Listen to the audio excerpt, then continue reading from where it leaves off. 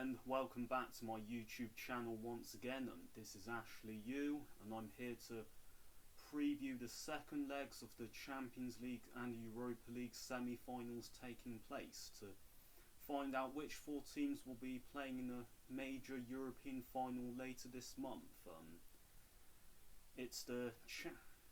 Eight teams are still wanting to reach the final and keep their dreams alive of European glory at the end of the season, but unfortunately only two of those can end up with smiles on their faces at the end of the season. So it'll be interesting to see which teams go through, given that some of the ties are still on the knife edge. I know one of them is pretty much done, whilst the others look like they could go right down to the wire. So I'm going to be previewing each and every single one of those to find out, to really, give my predictions as to who will make it through to the final. So and compete for the biggest and second biggest club trophies in Europe. So yeah, hope you enjoy watching this video as usual, and hope you enjoy looking forward to what I have got to say about each of the teams that are playing this week. So first up, it's the Champions League semi-final second leg between Manchester City and Paris Saint-Germain at the Etihad on Tuesday night. Man City are 2-1 up from the first leg in Paris, and look like they're firm favourites to progress through to their first ever Champions League final. But PSG will still feel confident given their performances on the road in this competition in recent months, beating Bayern Munich and Barcelona and Manchester United away from home by scorelines that would actually be sufficient for them to go through at the expense of Pep Guardiola's side. But City have a very strong home record in Europe, haven't lost in the Champions League at the Etihad for quite a few years now, and it's going to be very difficult for PSG to turn this tie around, particularly if Mbappe's out. There's reports that he could be ruled out of this tie, which will be a major blow for the Parisians. If that is the case, then it's all down to Neymar, and particularly in that second half of the first leg, he was pretty much non-existent. He really needs to turn it on when it really matters for his side to finally justify that huge price tag that he moved to the Parisians for from Barcelona. He's struggled to really justify it, particularly in this competition. I mean, this was what PSG brought him in for, to win the Champions League, and he hasn't really delivered up until this point. I know he helped them to reach the final last season, but they didn't go all the way, and particularly in those latter stages, he was missing chance after chance, where if there was a Messi or Ronaldo went through on goal, they would bury those. So he's got to be more clinical if he wants to reward his very good approach play. He's got all that skill and talent and hasn't really shown it to his full potential as of yet. But this could be the match where he could announce himself to the world and say, you know what, I'm the heir to the throne behind Messi and Ronaldo.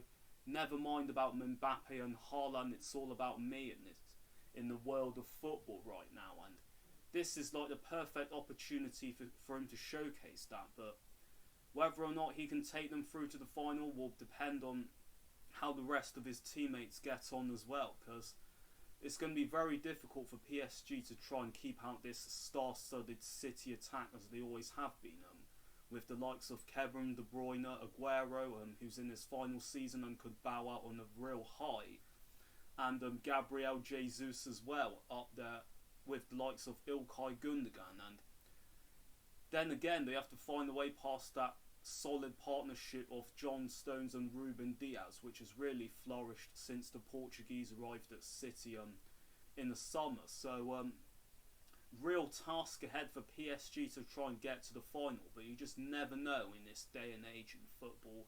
Anything can happen. We've seen it in past seasons that first leg deficits can be overturned. Haven't seen it much in this season's competition as well, but could PSG really,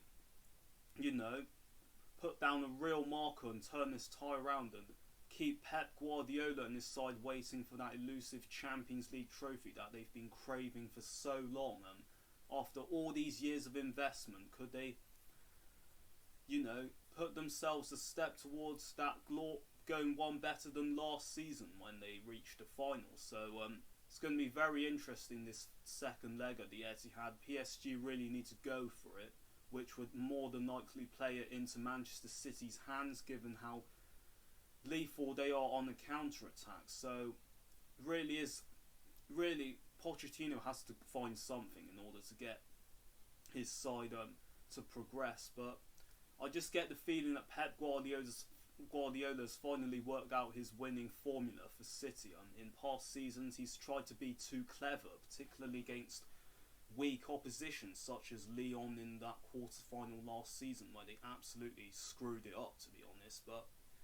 And they were close to screwing it up once again against Dortmund in this season's quarter-final, yet they got the job done. So Pep Guardiola, you really get the feeling that City themselves can only be the ones that stop themselves from getting through to the final if Pep Guardiola tries to be too clever. But given his coaching methods, given his way of thinking football, you doubt he'll really try and play for a draw in this game. He'll really want to win it as well. And it's going to be very interesting to see how this second leg plays out.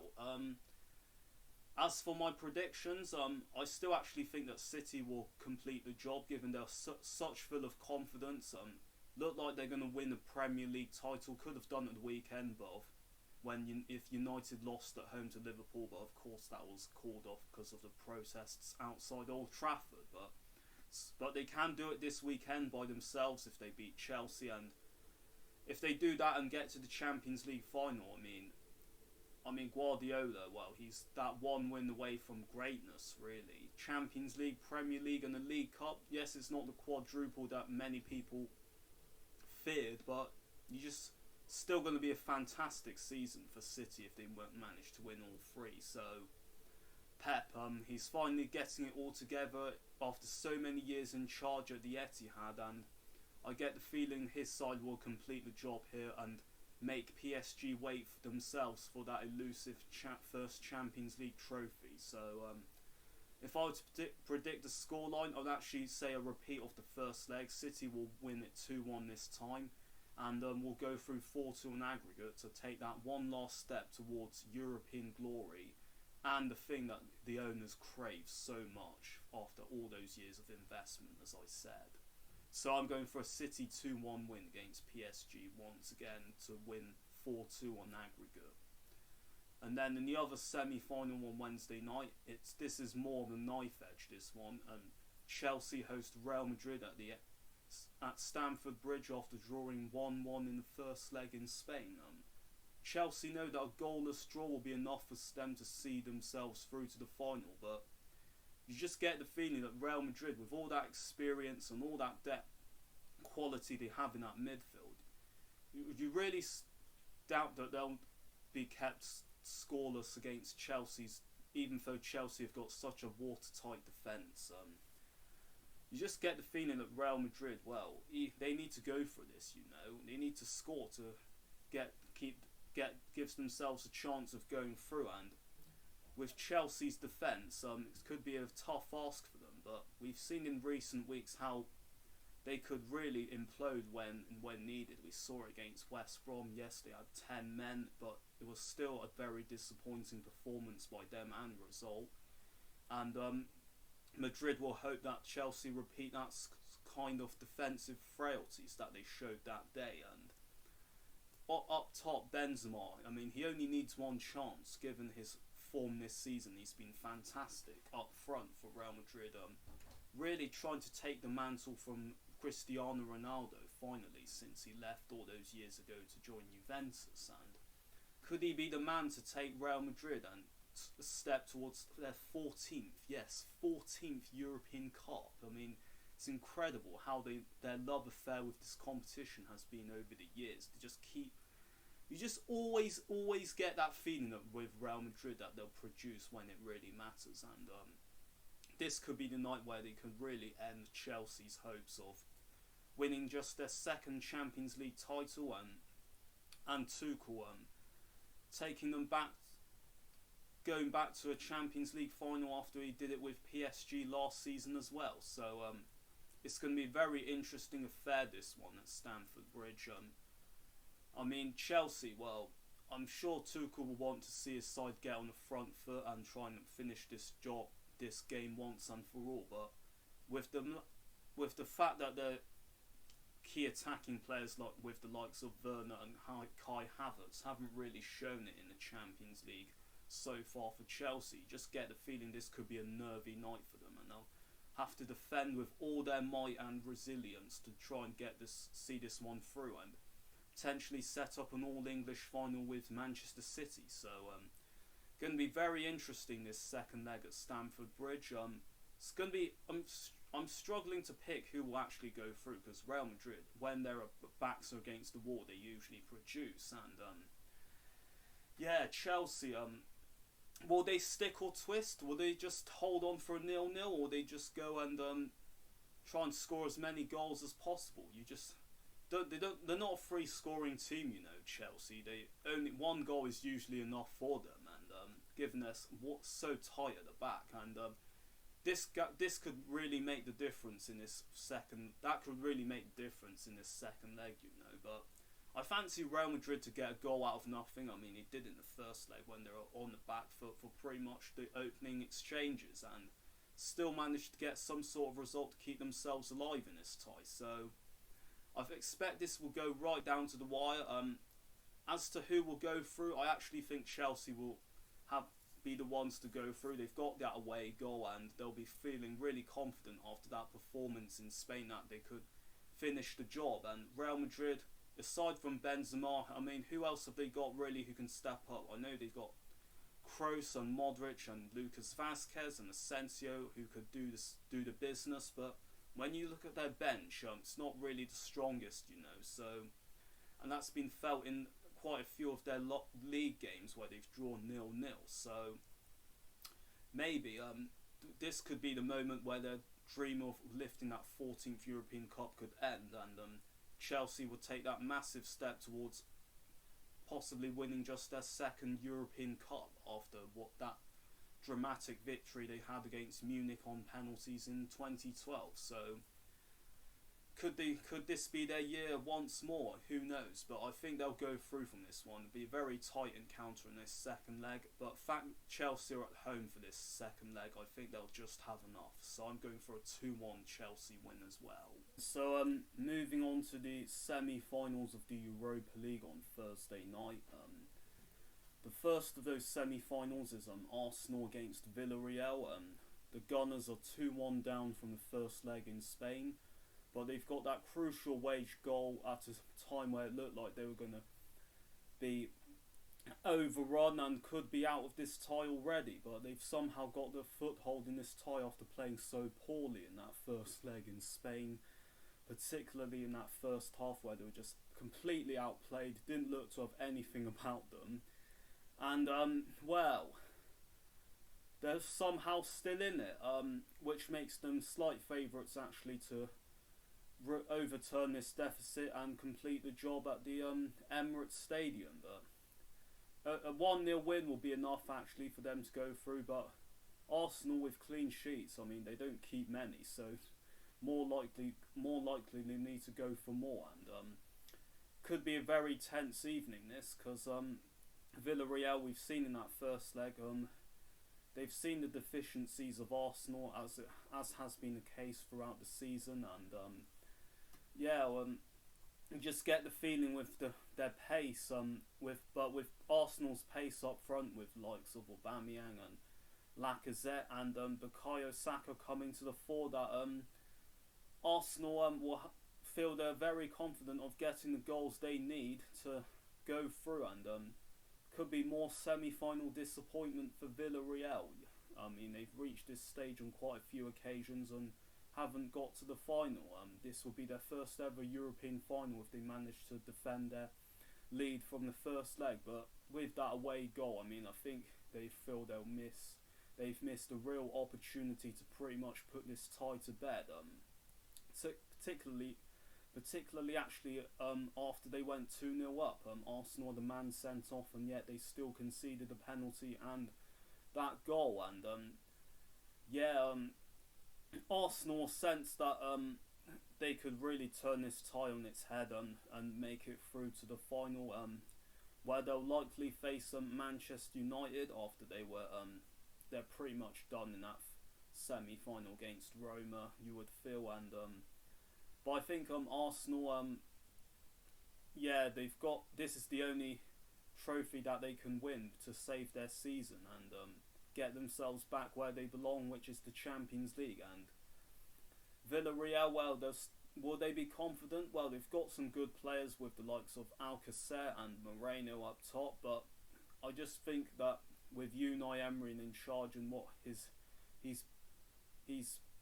record is in Europe, I mean, he's got Arsenal to Europa League final, but he also was on the receiving end of that comeback by Barcelona when in charge of Paris Saint-Germain as well, and his defensive pragmatism in that first leg really cost his side a big advantage, which could have meant they could have had their feet up at the Emirates, but unfortunately that's nowhere near the case, and Arsenal will be confident of turning this tie around and getting themselves through to the final in what's been a very difficult season for them and their manager Mikel Arteta, who's looked on the brink of getting the sack many times this season, but he's still somehow in the Arsenal hot seat, and if he can get them back into the Champions League, then by winning the Europa League, then he'll definitely have bought himself more time than he felt he was having. So yeah, I think Arsenal will turn this tie around. I don't think they'll keep a clean sheet, but I think they'll have enough goals within them to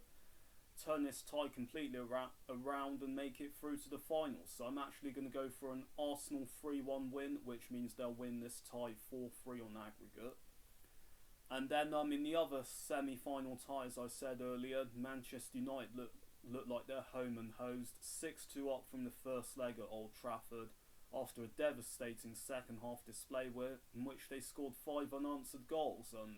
Roma completely fell apart at the back, and that pretty much sums up their performances in recent weeks, where they've been very poor against limited opposition in Serie A, losing games quite easily, it has to be said. And well, do they still believe they can have hope of turning this tie around? Well, a 4-0 scoreline will do it for them, but do you really think that Manchester United will go to Roma and not score? I mean, it's perfect. This game is set up perfectly for them because Roma need to go for it, and the more men they commit forward, the more gaps they'll leave at the back, which is perfect for Manchester United, given their game on the counter-attack has been so successful under Ole Gunnar Solskjaer in beating particularly the big teams. So looks highly unlikely that there'll be any sort of comeback in this one, and I think United will have enough actually to win this second leg as well, even though they've got such a comfortable advantage. They'll want to keep this momentum going towards the end of the season, and with the likes of Rashford, Greenwood, Cavani and Fernandes, etc., then they could really, embarrass Roma pretty much. I mean, make it into double figures in this semi-final, but I think it'll be a more modest scoreline this one. I don't think Roma will be trying to, just give up. I mean, and try and ship too many goals. Otherwise, it'll be just very embarrassing for them in terms of their pride, in terms of their status as a club as well. So I think it'll be a more modest affair this one, and United can just enjoy themselves and play it through to the final. I think they'll win this second leg as well. I think it'll be a comfortable victory for them as well.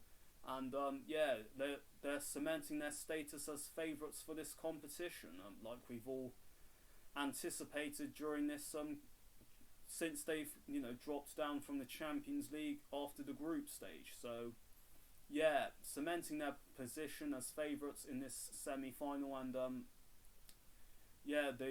they'll be backed to blow Roma away once again in the Italian capital.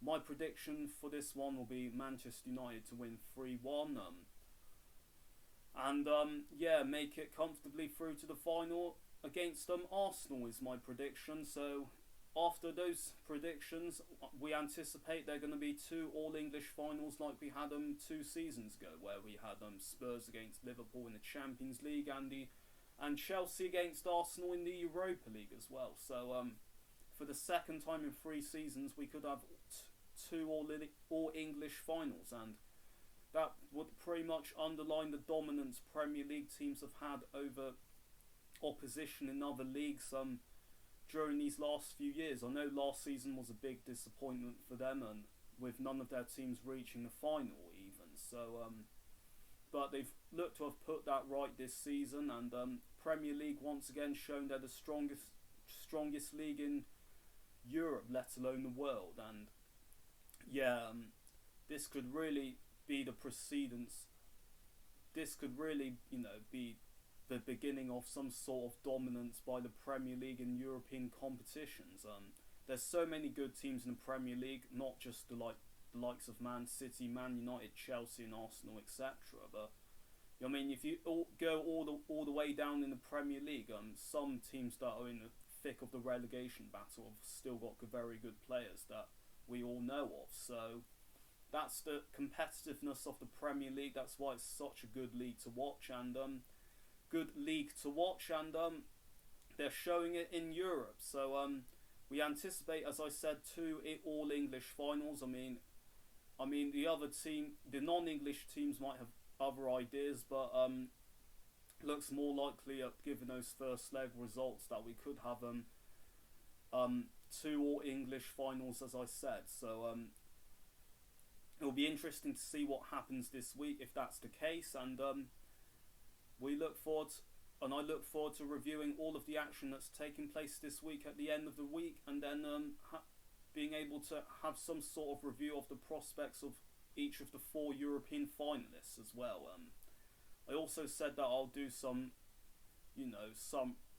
previews and some reviews of some of the title races that are going on around Europe, particularly in La Liga and in the Liga, where there's a few teams who are in contention to win the title as well. So before the end of the season, I'll probably have a video summing up all of the action that's happened around Europe this season, and who's managed to claim domestic title glory, and what can we look ahead of the Euros as well, given they take place next month. And yeah, there'll be more interesting content from my channel on this YouTube channel, as I said, and hopefully I'll bring it all to you within the next few weeks and months. Hope you all enjoy watching what I've got to say on this YouTube channel. Hope you enjoy watching what I've got to say about the football stories that are coming up, and yeah, I look forward to seeing you all soon as well as always. I hope you all have a good day, and yeah, hope you're all keeping well within this pandemic, as hopefully as we near the end of lockdown and resume back to normality. Hope you're all enjoying yourself. Hope you're all enjoying your life so far, and yeah, as I said, look forward to seeing you all soon on this channel as always. I'm out of it.